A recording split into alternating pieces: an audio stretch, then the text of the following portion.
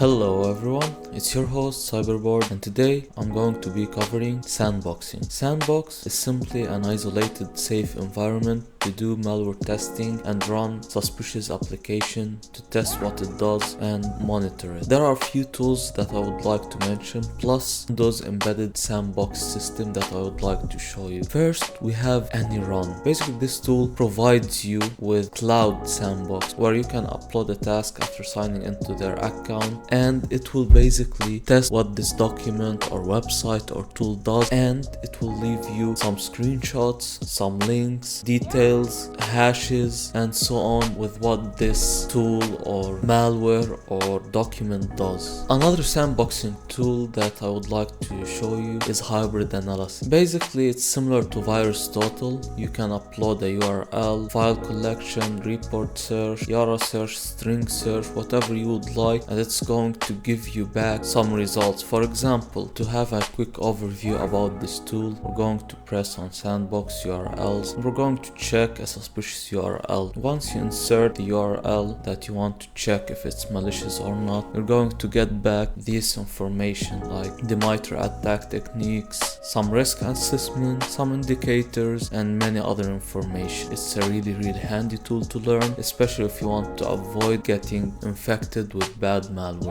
Another tool I would like to mention, it's also similar to sandboxing, it's VirusTotal, where you can upload a file URL, or you can even send a hash file and you will get back some information about it. Now finally, for the Windows embedded sandbox and how to launch it. It's a really handy tool, and it's important to have it and learn it. All you need to do, press search, turn Windows features on or off. Now to access the Windows feature, you have to keep in mind you need to be on an admin privilege account, and you need to scroll down and activate Windows Sandbox. It's going to prompt you to restart the computer to be able to work. After restarting the computer, you can search Windows Sandbox, and you're going to launch your own separate sandbox where you can test malicious files and have fun. But keep in mind, the sandbox does not protect you from social engineering or phishing attacks, as this sandbox, it's similar to a normal computer, but it's isolated from all other components of your main PC. So if you press on a phishing email and you enter your credentials on a phishing website, that would be on you, as this sandbox is not a miracle anti-protection for everything. You can just test viruses, malwares on it to just see and analyze what it does. That's all for today. Thank you for watching, and I'll be seeing you on the next episode.